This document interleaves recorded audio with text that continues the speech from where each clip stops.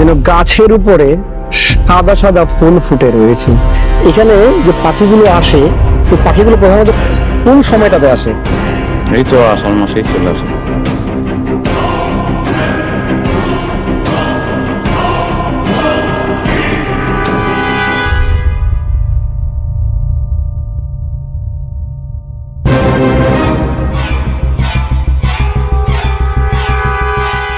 আপাতত বন মহোৎসব চলছে, ওর জন্য এটা খোলা আছে। আমি চলেছি আজকে আরও একটি নতুন গন্তব্যস্থলের সন্ধানে, আর আপনারা দেখছেন চ্যানেল পাগল এলজি। প্রথম গড়ে উঠেছিল নদীর তীরে, তাই মানব সভ্যতার আরেক নাম নদীমাতৃক সভ্যতা।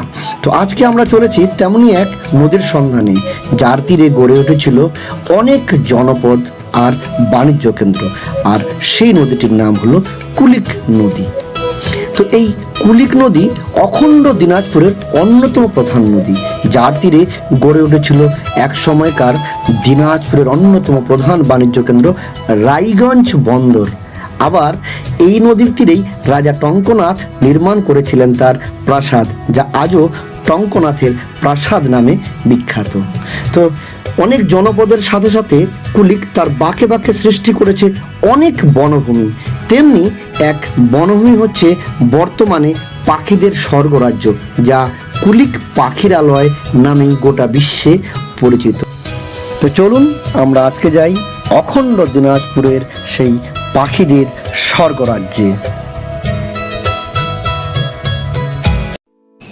এই কুলিক অভয়ারণ্যের সর্বমোট আয়তন 286.23 একর, আর পক্ষী নিবাসটির আয়তন 35 একরের মতো। জুলাই আগস্ট থেকে ডিসেম্বর পর্যন্ত পরিযায়ী পাখি হিসাবে আপনি এখানে দেখতে পাবেন গিয়ে ওপেন বিল স্টর্ক, দেখতে পাবেন নাইট হেরন, দেখতে পাবেন আপনি আরও ইগ্রেট, আর দেখতে পাবেন আপনি কর্মোর্যান্ট পাখি।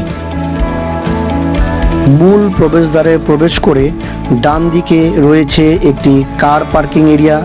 এখানে আপনারা পার্সোনাল কার নিয়ে আসতে পারেন, বা যে কোনো গাড়ি নিয়ে আসলে এখানে আপনারা গাড়িটি সুরক্ষিত রাখতে পারেন। তো এখানে গাড়ির ভাড়ার তালিকাটি হচ্ছে এরকম।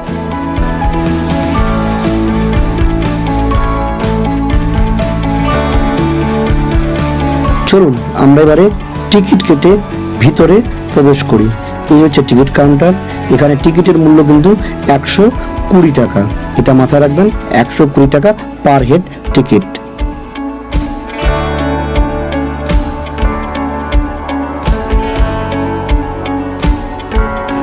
চলুন এবারে আমরা ভিতরে প্রবেশ করি।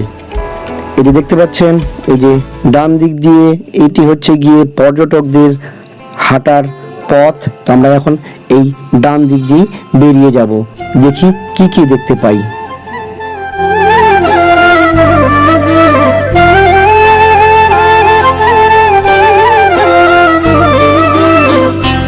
ভিতরে প্রবেশ করে ডান দিকে কিছুটা এগিয়ে আসলেই আপনারা দেখতে পাবেন এখানে পাখিদের জন্য একটা কৃত্রিম জলাশয় খনন করা হয়েছে, না দেখতে অনেকটা লেকের মতো, এবং এখানে একটা সিঁড়ি রয়েছে যেখান থেকে পাখিদেরকে খাবার দাবার পরিবেশন করে থাকে বনকর্মীরা।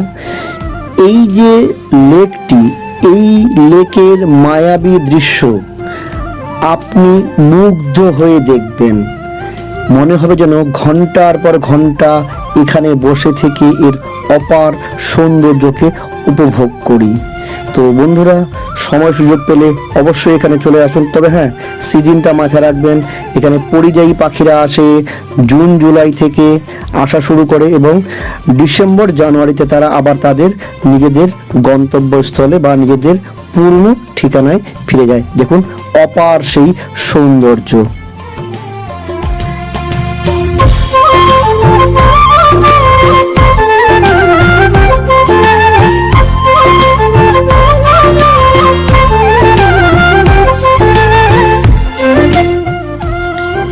ইট দিয়ে বাঁধা হাঁটার পথ ধরে এগিয়ে গেলে আপনারা দেখতে পাবেন এখানে একটা 3 নম্বর ওয়াচ টাওয়ার, যেখান থেকে আপনারা দেখতে পাবেন, এই যে দেখুন এখান থেকে আপনারা দেখতে পাবেন মাছরাঙ্গা, সেজন্য এই টাওয়ারটার নাম হচ্ছে গিয়ে মাছরাঙ্গা টাওয়ার।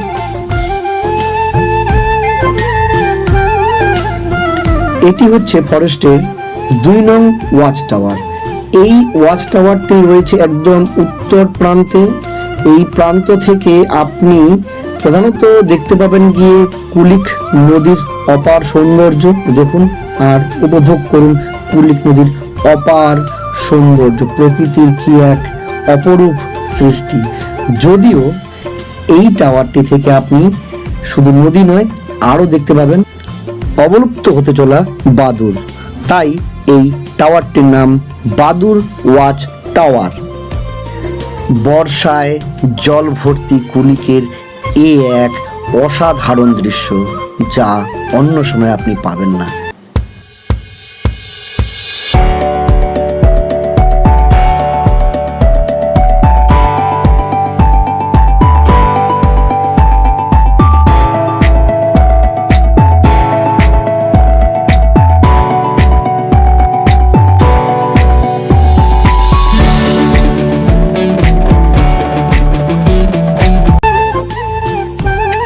এখানে ইয়ের পুকুরটা কোথায়? ওই যে আমাদের স্বচ্ছ পুকুরটা সামনে।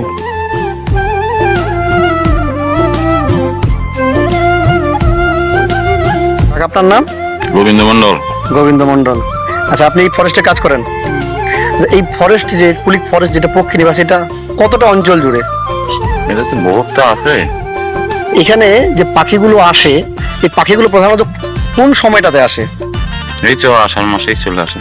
বাংলা আষাঢ় মাসে আসে, তাই তো? আচ্ছা, পাখিরা কতদিন থাকে এখানে? 6 মাস। পাখিরা 6 মাস থাকে। 6 মাস পরে পাখিরা আবার চলে যায়। আচ্ছা, এখানে যে পাখিগুলো আসে, এই পাখিগুলো কোথা থেকে আসে? সাইবেরিয়া থেকে।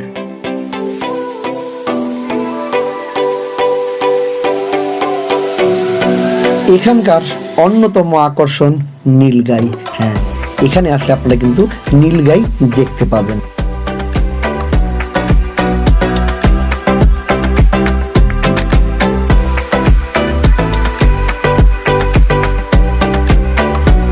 এটি হচ্ছে নেচার ইন্টারপ্রিটেশন সেন্টার। তো চলুন যাওয়া যাক নেচার ইন্টারপ্রিটেশন সেন্টারে যাই আমরা এখন।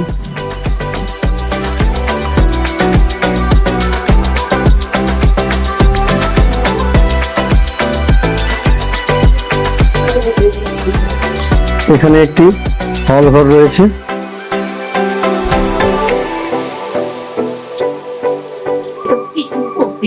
শীততাপ নিয়ন্ত্রিত হল ঘর।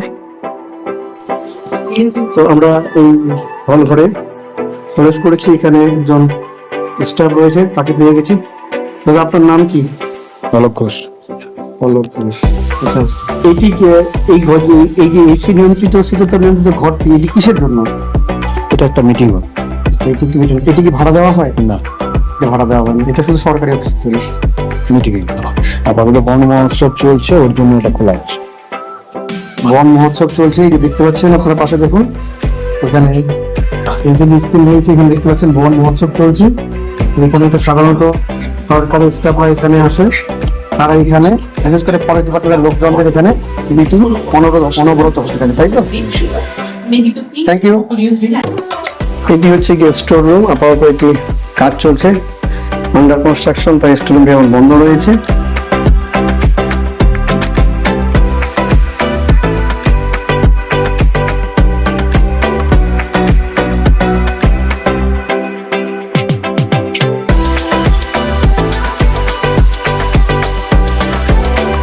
যতদূর আপনার চোখ যাবে শুধু পাখি আর পাখি। নেচার ইন্টারপ্রিটেশন সেন্টারের উপরে উঠলে বোঝা যায় কেন এটিকে পাখিদের স্বর্গরাজ্য বলা হয়।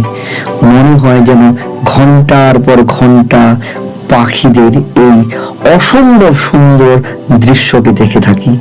দেখুন, এখানকার আকাশেও পাখি, কি অসাধারণ স্বর্গীয় দৃশ্য যা মানুষ কল্পনাও করতে পারে না। যেটা এখানে আসলে আপনি দেখতে পাবেন, তা আপনার কল্পনারও অতীত।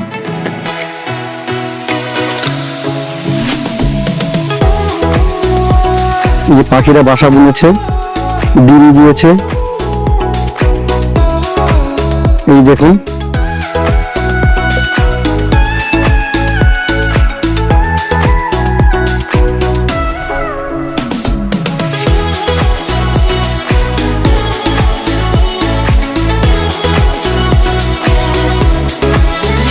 যদি হাতে সময় থাকে তাহলে এই সময়টাতে চলে আসুন। সেপ্টেম্বর অক্টোবর নাগাদ শুরু হবে পাখি গণনা। কত পাখি এসছে তখনই জানা যাবে।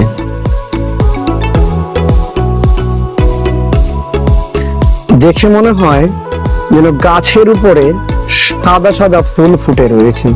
কি অসাধারণ লাগছে না? সত্যি মনোমুগ্ধকর।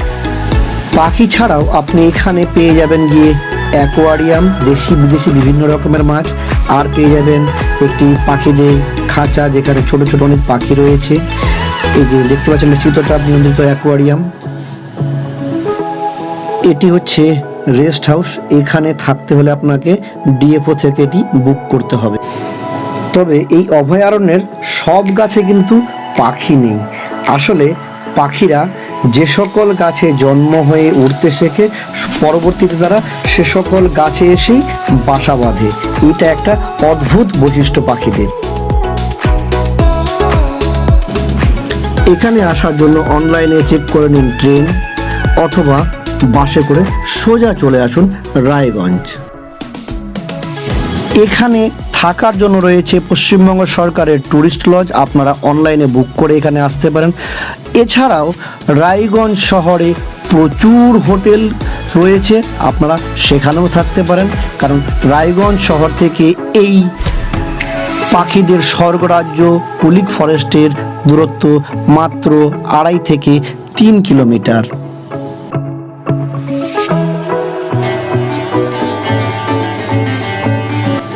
তো বন্ধুরা, আজকের ভিডিওটি আপনাদের কেমন লাগলো অবশ্যই কমেন্ট করে কমেন্ট বক্সে লিখে জানান। যদি ভালো লাগে তবে অবশ্যই চ্যানেলটিকে লাইক করুন, সাবস্ক্রাইব করুন এবং শেয়ার করে অন্যকে দেখার সুযোগ করে দিন। আর সবশেষে বন্ধুরা, সবাই সুস্থ থাকুন, ভালো থাকুন।